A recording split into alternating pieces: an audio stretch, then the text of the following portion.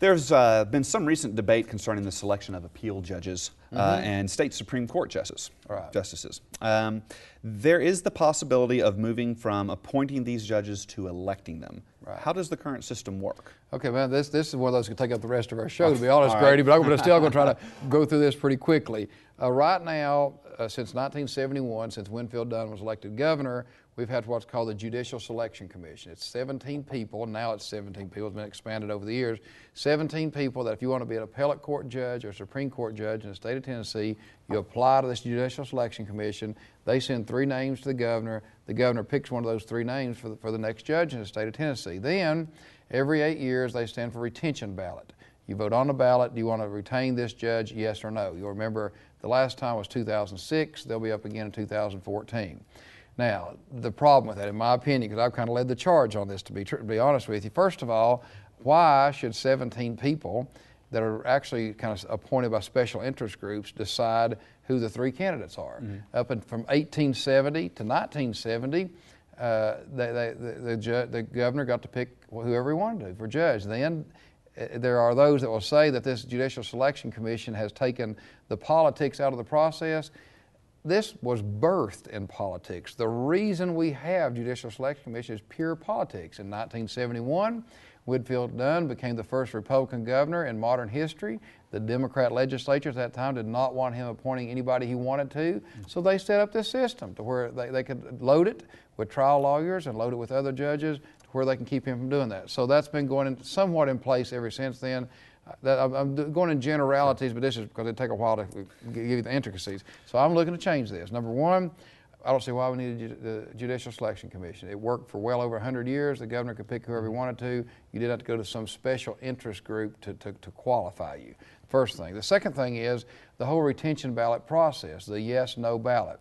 The Constitution plainly says the judges shall be elected by the qualified voters of the state. And so yes, no, I don't think was on their mind in 1870 when they did this. So we need to make this constitutional or elect judges. And I've gone back and forth on this, but I finally, after a lot of research and soul searching, have come down on the side that Supreme Court justices don't need to be elected. 2009 is a lot different from 1870. And right now you literally have to raise millions and millions of dollars to run statewide office. Do we want our Supreme Court justices having to raise millions of dollars? No, we don't. But we have to get from where we are right now to where we need to be. In order to do that, once again, we'll go back to the constitutional amendment process.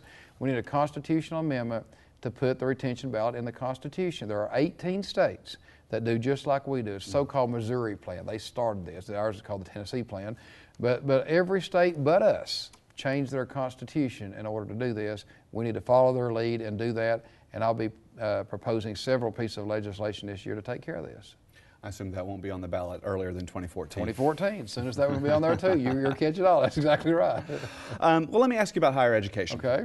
Higher education, obviously including volunteer state, has been asked to make significant budget cuts over the next 3 years.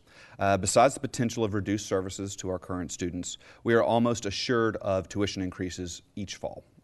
How can we balance the level of cuts to our system without placing a tremendous burden on our students? Well, that's a great question. We're working hard on that. Obviously, right now, all parts of state government, because we have a budget deficit this year, are going to be required to cut back some, from anywhere from 6 to 14% according to which department it is, and higher ed somewhere in the middle of that. So we're going to have to make those cuts to balance our budget. Thank goodness we can't be like the federal government, just print money and wonder about how to pay for it down the road. The money coming in has to balance with the money coming out, period.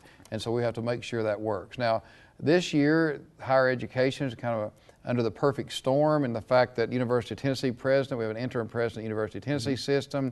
We have the other systems called Board of Regents that Vol State right here is under, and all 2-year and 4-year schools beside University of Tennessee. Their chancellor is retiring on June 30th, so it kind of takes personalities out of this. Over top of that, we have what's called THEC, Tennessee Higher Education Commission. I don't believe this is the most efficient and best way to deliver services to students. Now, so this year, probably after session, because I've encouraged the governor not to rush through this, and we'll be out of session in the Memorial Day range, and to kind of work through this summer and see if we can come up with a more efficient system. I have no biases one way or the other. We may come back and say, well, this is the most efficient way to do this. I can't imagine that being the case, but it could happen. And so therefore, we can actually figure out ways where we aren't duplicating classes from one community college to the other that's 30 miles apart, or duplicating majors from one higher education system to others, and kind of streamline this so that when it comes down to what we're doing right now and having to make these tough choices and make those tough cuts, we'll know how to do it on an efficient way that still delivers the education to the students, but at the same time protects the taxpayers.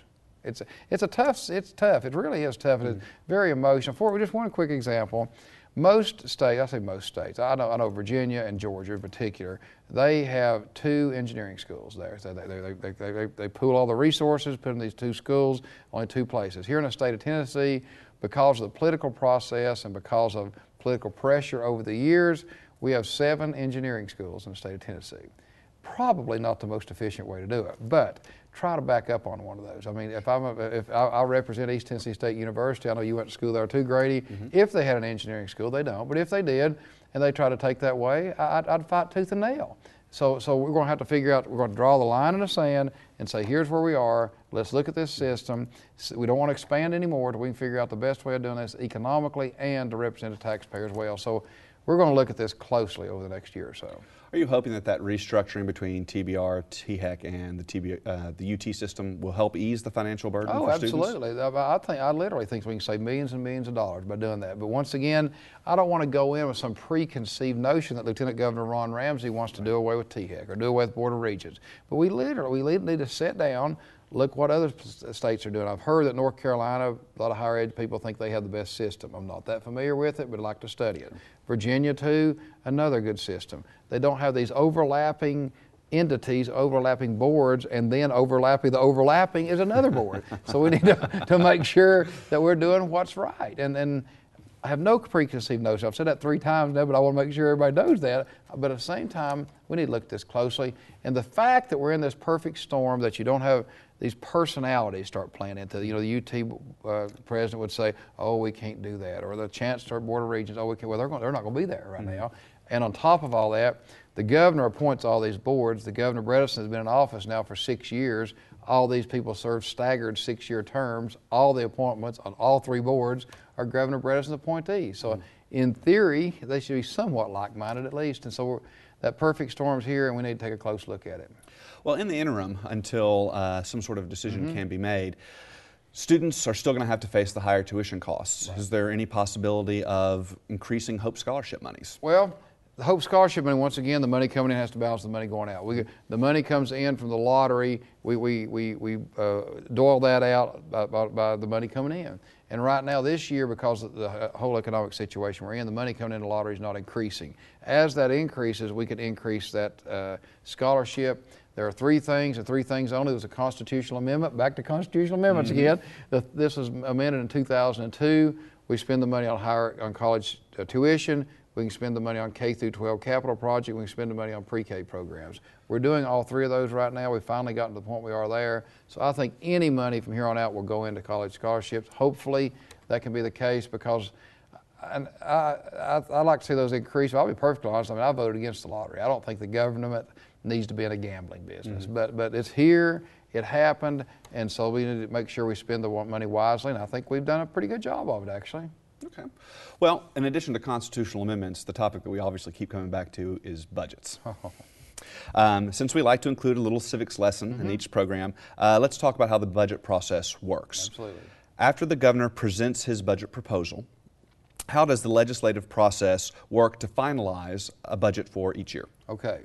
The first Monday in February, by statute, by law, the governor has to present his budget to the state legislature. We work off that budget from there until about the end of May. Usually it's just the way it works out, around Memorial Day, give or take a little bit. We pass that budget after tinkering with it for 3 or 4 months. The old saying is that the governor proposes and the legislature disposes. So somewhere around May we pass that. That takes effect on July 1st. Our budget year is July 1st to June 30th. So we did that last year, passed this budget, and we have to estimate on using educated guesses on how much revenue is going to be coming into the state of Tennessee. Last year, we estimated that sales tax was going to come in at 2.2%, a 2.2% increase over the year before. That was the least that would increase in several years, 15 years, I think. And so then our second biggest source of income is franchise and excise tax. That's what corporations pay, businesses pay. And that had been actually increasing by double digits. But we want to be frugal, we want to be conservative, we can see this downturn coming, so let's be responsible. We said that franchise and excise taxes are going to be flat.